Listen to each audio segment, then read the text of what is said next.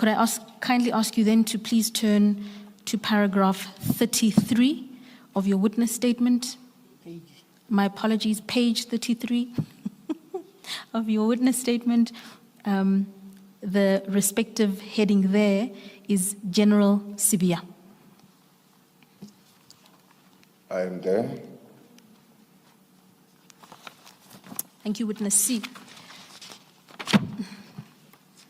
With respect to paragraph 104, please then detail to the commission how exactly Mr. Matlala said he came to meet General Sibiya. Thank you, commissioners. As we advanced with our talk or interview, then we came to ask him to say, how did you know Lieutenant General Sibiya, the DNC? And he indicated that he used to provide security services at the farm of the late Mr. Msibi, who was also known as Mr. Muswazi, or the old man. He indicated that Lieutenant General Sibiya was a regular person there who would always, from time to time, they will meet at the farm. And at the farm, that is where he had met a lot of Mr. Msibi's associates who were introduced to him as the Big Five, and they were also calling each other brothers. Thank you, witness. Please proceed. I wanted to say that that is how he became to know the Deputy National Commissioner, Lieutenant General Sibiya. If I may. Witness C, you started off this section by saying, as we continued with our interview, can we just locate this? Is this a conversation that's happening in what the evidence leader has referred to as an informal discussion, or are you now interviewing him for purposes of taking a statement? I think there's a proper word for it. At which point are you now when this discussion is happening? Commissioner, this is our informal interview and or a talk. Thank you. Thank you, witness C. In reference to your testimony in terms of paragraph 104, you made mention to a farm. Please tell the commission what you know, if any, about this farm and where it's located.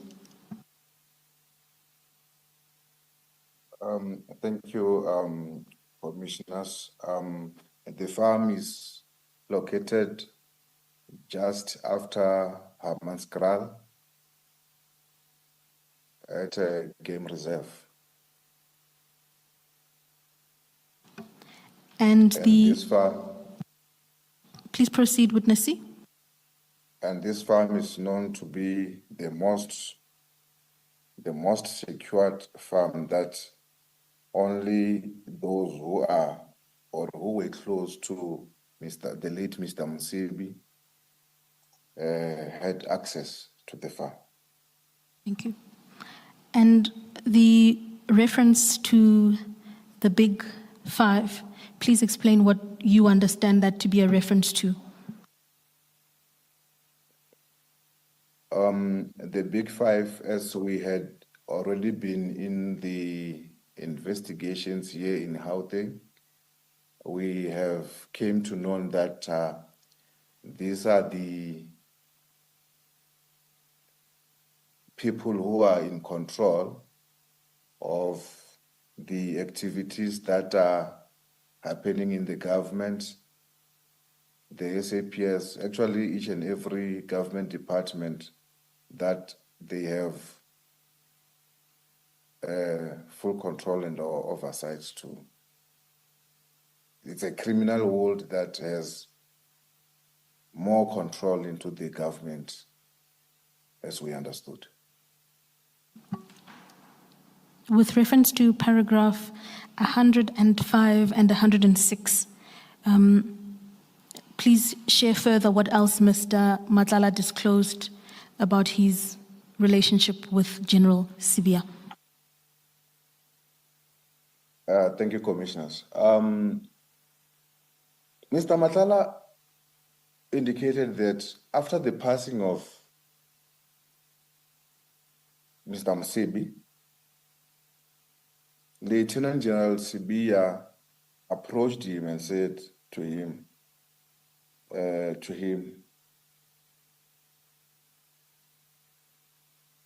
now since that the old man, referring to Mr. Msebi, has passed away, it means that now you will continue to take care of me. How you, and sorry, witness C. How you put it now is not the same as you put it in your statement. Now you suggest that General Sibiya was telling Mr. Matlala that he was going to take care of him, whereas in your statement you say that Mr. Matlala said, please take care of me and I will take care of you. Can you clarify what exactly was said? That is correct, Commissioners. Since I'm not reading word for word on the statement, it is the way that is put on the statement is correctly so. And as the commissioners will listen to the tapes afterwards, it will be indeed confirmed that, yeah, his statement was that now since that Mr. Msebi is no more, please take care of me and I will take care of you in return. And for that, Commissioners, Mr. Matlala indicated that he understood that when General Sibiya asked him to take care of me, take care of him, he meant that he should take care of him financially or to support him financially. So from there going forward, Mr. Matlala would give payments to Lieutenant General Sibiya, payments for around 500,000 at a time. Did you, at the time or later, ask for proof of this? If not you, did anyone else at a later stage ask for proof of this? The payments to General Sibiya of amounts of around 500,000 rand at a time. Thank you, Commissioners. We asked him as to how does he make payments to General Sibiya, and he informed us that General Sibiya doesn't accept electronic transfers, but he prefers cash.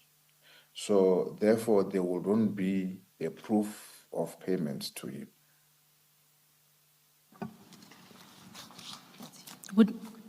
Witness C, can I take you back to paragraph 106,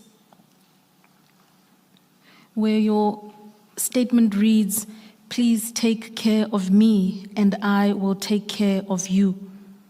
You've explained that Mr. Matlala relayed to you that he understood his role there to be one of financial support. But was there a point where Mr. Matlala explained to you what then was the role of General Sibiya in relation to him and in exchange for that financial support? Thank you, commissioners.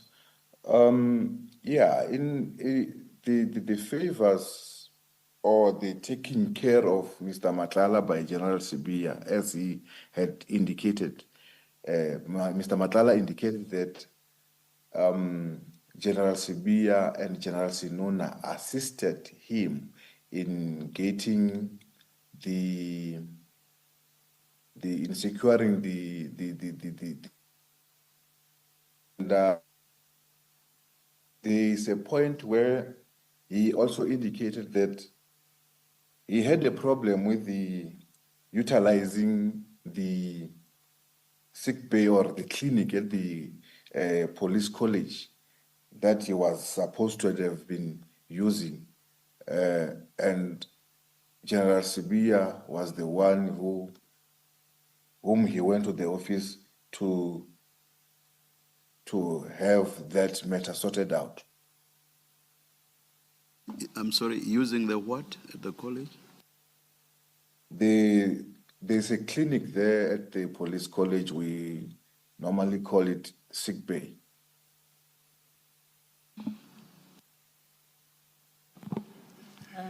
It's a medical facility at the Pretoria West Academic College, SAPS Academic College. Witness C, your paragraph 106 suggests that the payments, the alleged payments to General Sibiya happened after Mr. Msibi had passed on. And I say so because it reads, he described after the old man, Mr. Msibi, also known as Mswazi, died, General Sibiya came to him and said, "Mswazi is no longer here, please take care of me and I will take care of you." He understood this as a reference to financial support, so he would give him payments of 500,000 rand at a time. This reads to convey that the payments started only after Mr. Sibiya died. Is that Mr. Msibi? Oh dear God. Did I just kill General Sibiya? Is that your understanding of that relationship, that the payments, the alleged payments to General Sibiya began only after Mr. Msibi passed away? Thank you, commissioners. When we started when he started talking about General Sibiya, he kept on saying that General Sibiya is a criminal himself. And I believe that when he says that the old man is no longer here, please take care of me, I will also assume that the taking care of him by Mr. Matlala would be that maybe it might be a continuation, or he will be starting to take care of him as the old man had passed. So I will not specifically be sure, as he didn't clarify that point as to whether he only started taking care of him after the passing of Mr. Msibi, or he had been taking care of him prior the passing of Mr. Msibi, and the general wanted him to continue to do as he had been doing before. My assumption comes only after he had indicated to me that General Sibiya is a criminal himself, and he kept repeating those words. Thank you. Thank you, Commissioner. Witness C, in continuing your informal talk with Mr. Matlala, what, if anything, was his outlook or overview of his relationship with General Sibiya? Was it positive or negative at that moment in time? At that time, he indicated that his relationship with General Sibiya was only based on money, that General Sibiya will only be on the receiving end.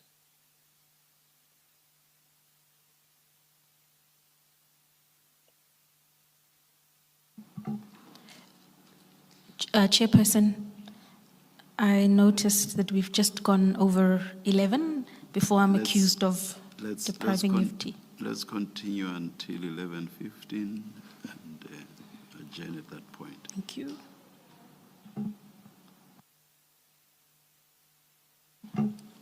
Thank you. Witness C, you were then detailing the nature of Mr. Matlala's relationship with General Sibiya, and please then proceed to paragraph 108 and explain to the Commission the methods he would utilize in order to deliver money to General Sibiya.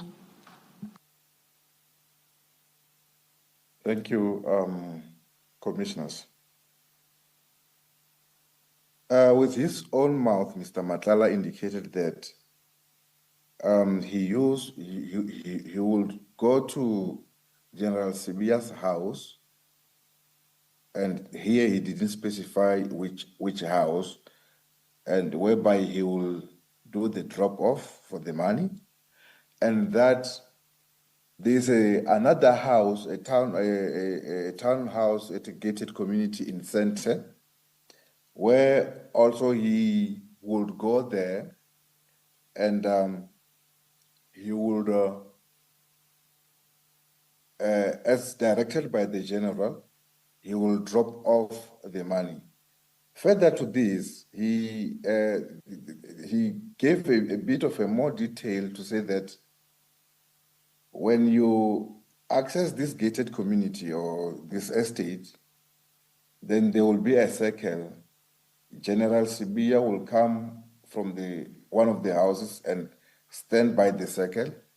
He doesn't allow any person into his house, and then he will hand over the package to him, and then thereafter he will drive off. And again, that he knows he didn't know the name of the estate, but he knows that at the same estate, it is where there's a character known to him as Cikizwa, the fixer, who is also owning a house at that same complex. So yeah, that is how he would indicate as to how he do the drop-offs.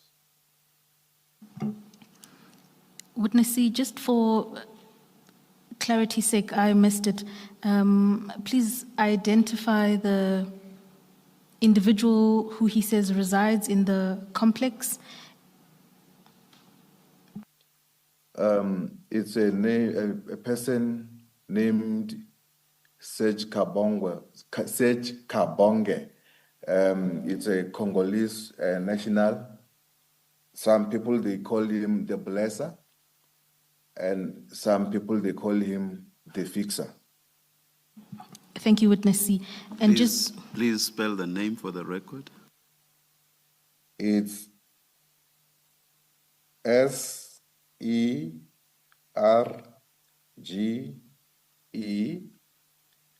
and then the surname is CABONGE.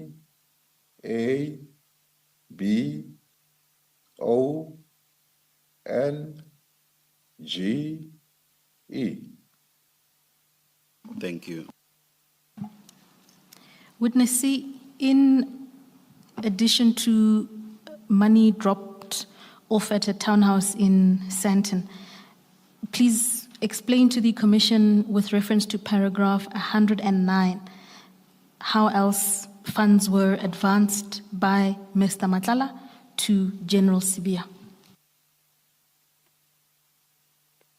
Thank you. He indicated that after each and every payment by the SAPS for his tender, then a portion of the payment will be given to General Sibiya. And he indicated that sometimes he will pay to the total amount of 1 million a month. Did Mr. Matlala ever relay to you why there was a link between him receiving payment in respect of a invoice and then him transferring or sending money to General Sibiya? Why were these two actions seemingly interlinked? One would make a cross-reference back to say that General Sibiya and General Sinona helped him to secure the SAPS tender. So then the only conclusion that one will come to it is that maybe there was an agreement between them that whenever a payment is made by the SAPS, then a portion will come to me. Let's see, does Mr. Matlala in these recordings say that Generals Sibiya and Sinona assisted him to get the tender? Is it something that is contained in these recordings? Yes, that's correct, Commissioners. It is contained in the recording. Thank you. Just before we break, Witness C, you are getting these revelations about ministers, very senior generals in the police setup. They involve exchange of money and bribery. What did you do with this information? Did you prepare a statement for your superiors so that action could be taken against these people?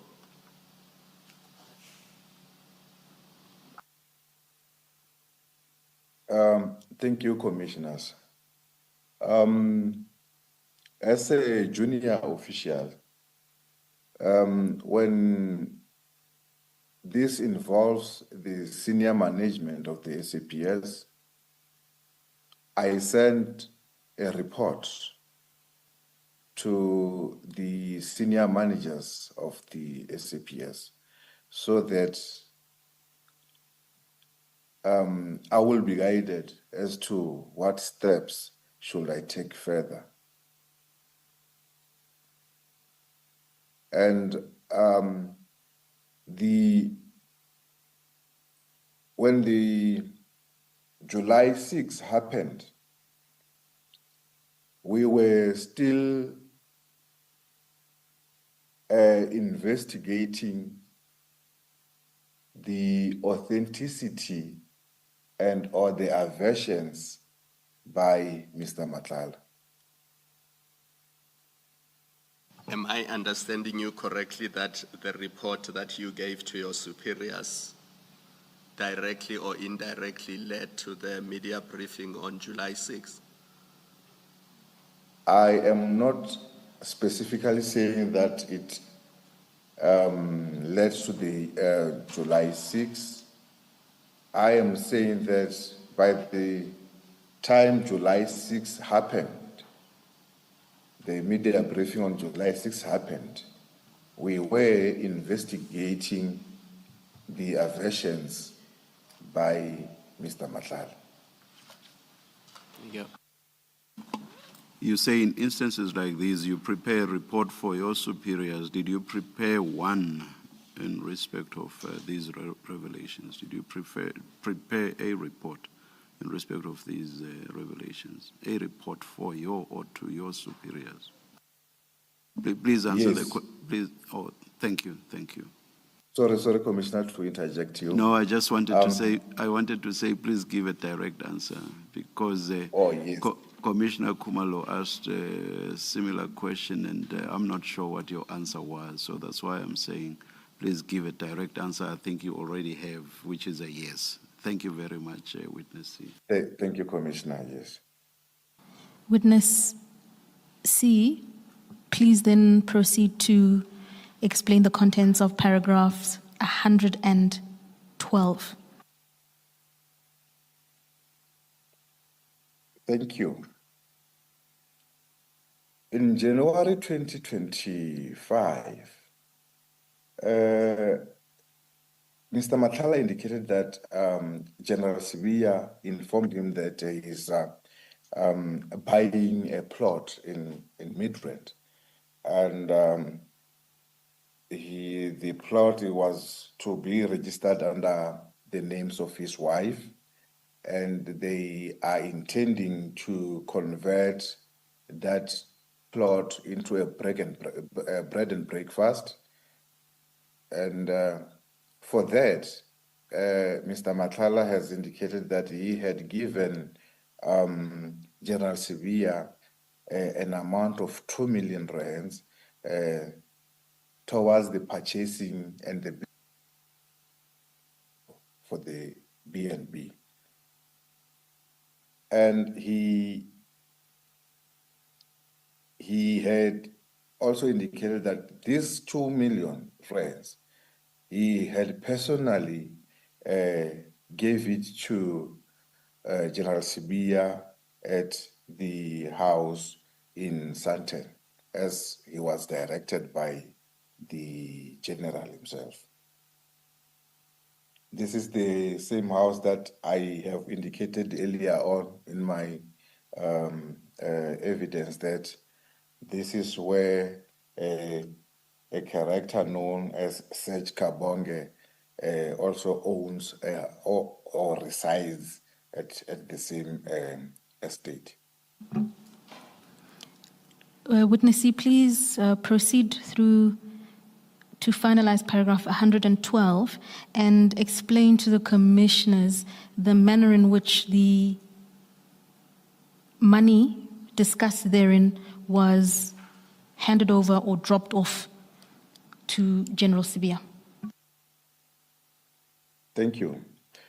This money, 2 million rands, was dropped off in cash at the estate in Sandton, whereby he indicated that General Sibiya came out of the house and stood by the circle, where he didn't go in. He just extended his hand from the car whilst he was still sitting in the car, and General Sibiya took the money, and then as he drove off, General Sibiya walked back into the house.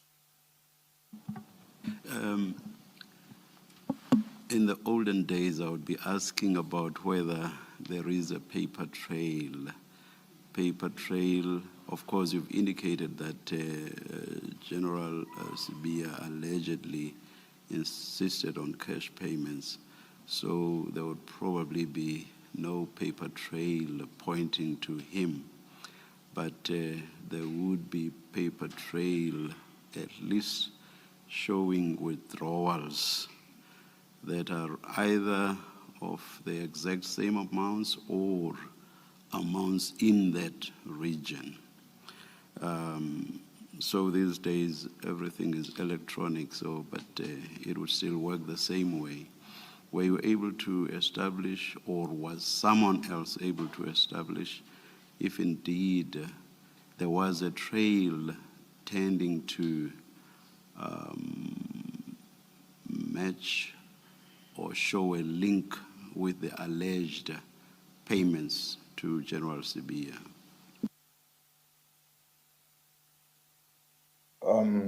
Thank you, commissioners.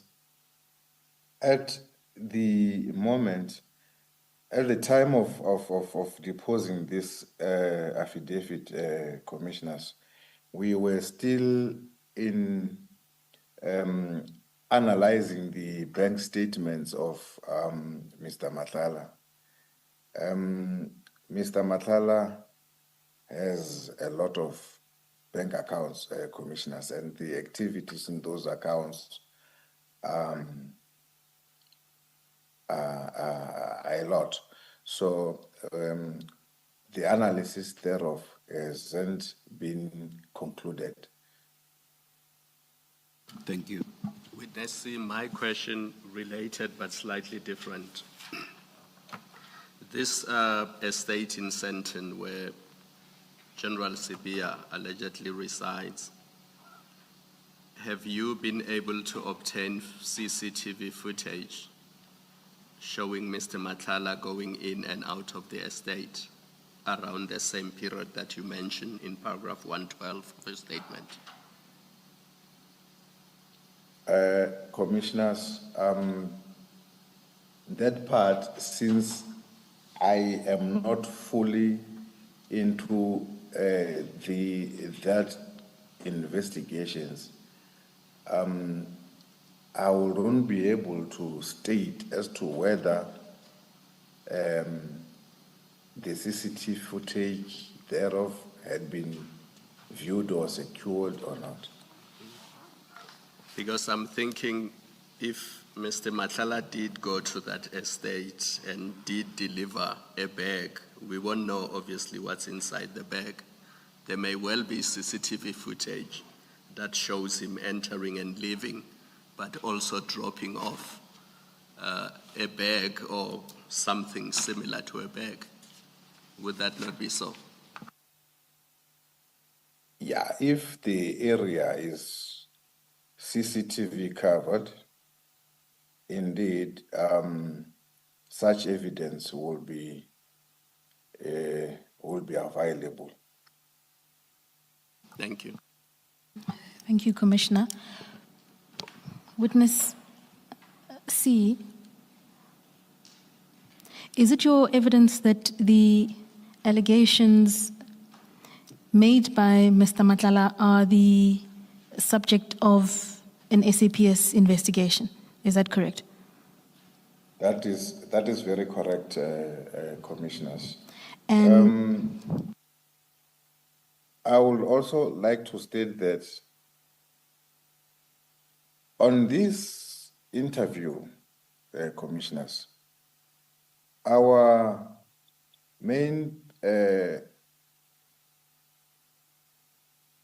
aim was to investigate the case pertaining as per Santen CAS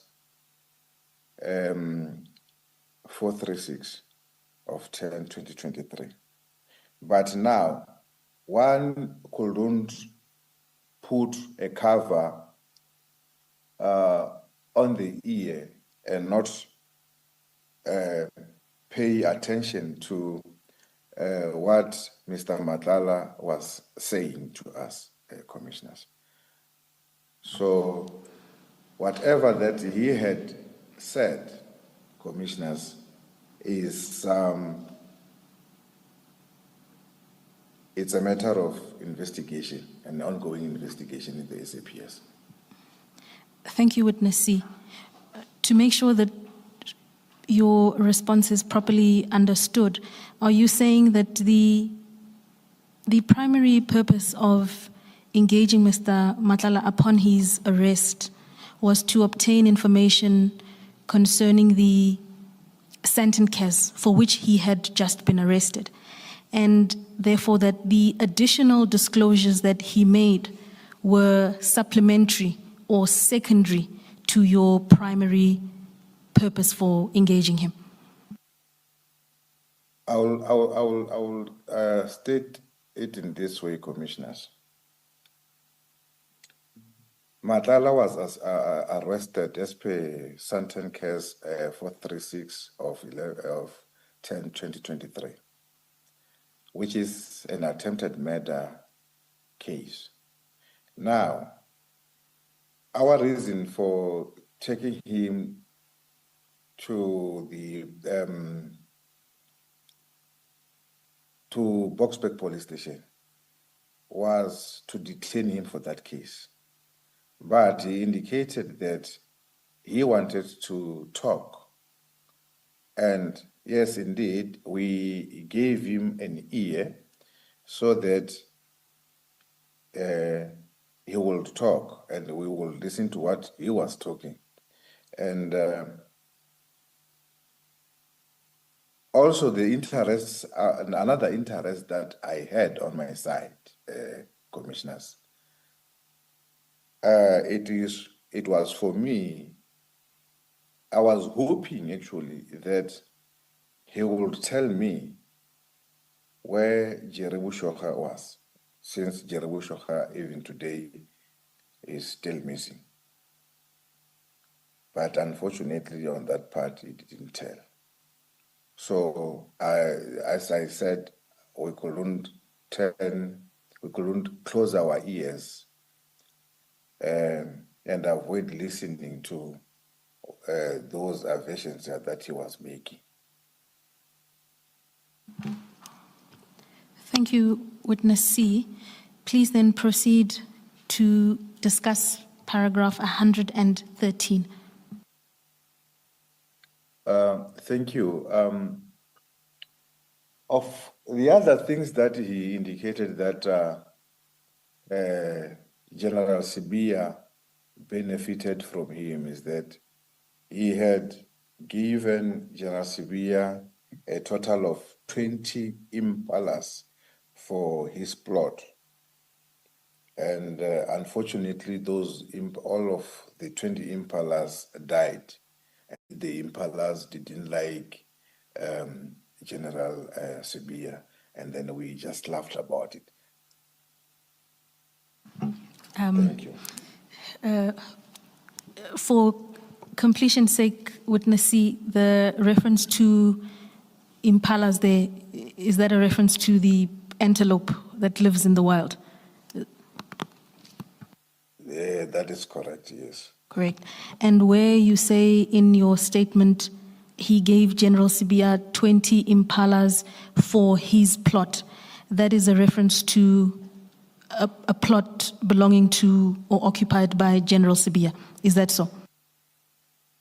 Commissioners, on that, he didn't specify as to whether it is for the new plot that he had bought, that General Sibiya had bought, or the plot where General Sibiya resides as in now.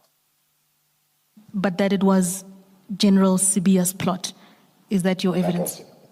Yes, my evidence is that it was General Sibiya's plot, but he didn't specify as to which of the plots. Witness C, please then turn to the final paragraph under the subheading of General Sibiya and explain there to the Commission why you describe Mr. Matlala as an upset and frustrated man. Thank you.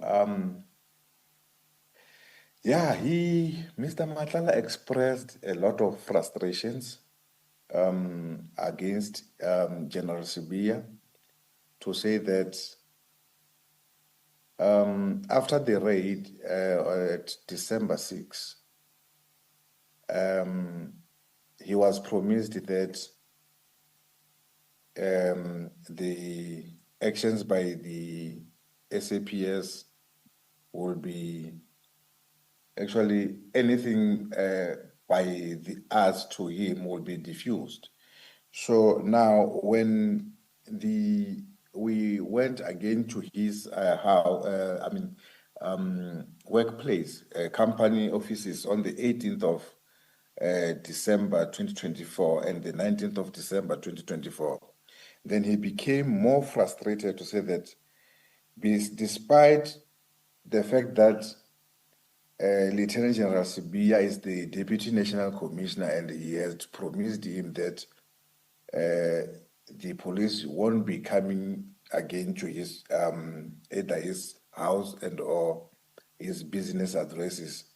The team also still proceeded to his premises and conducted the compliance inspection, whereby his company firearms were also seized. And now General Sibiya, on the other side, had failed to stop that or to assist him in that manner, in that fashion. So yes, he indicated that he was very frustrated, angry at him. And he indicated that, but now for his safety, because he indicated that we call General Sibiya the pit bull. So now he indicated that for his safety, and then he would just play along with him, because fearing that should he made it known that he is no longer on his side or whatever, I do not know how to put it, then as he calls him Pitbull, he knows that should General Sibiya find out that Matlala has changed sides, then it means that it will be the end of his life. Thank you. Witness C, at the end of paragraph 114, you state that Mr. Matlala expressed that despite being a deputy national commissioner, he didn't make calls to assist him when police descended on his home and business. That's, of course, a reference to General Sibiya, is that correct? That is correct. That's yes. correct. And in engaging Mr. Matlala, did he say to you on what basis he was entitled to or demanded assistance from General Sibiya when the police descended on his home and business? What was his entitlement to that intervention from the Deputy National Commissioner? Thank you, Commissioners. As I have indicated on the, I think it was paragraph 90 something there, where he indicated that General Sibiya, it will be paragraph 106, whereby General Sibiya came to him and asked him to please take care of him, and he will take care of him. So since now General Matlala had been taking care of General Sibiya, so General Sibiya was also supposed to take care of him in return for that. So then now that is one of the frustrations that dawned him to say that no, I'm playing my part as in paying the general, but now the general is not assisting me in preventing all these raids by the police to his premises.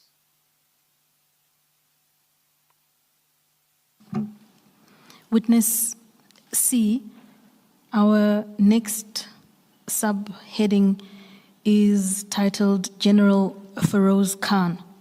Before we turn to discuss that paragraph, is there anything you would like to add in respect of the discussion we've had concerning General Sibiya?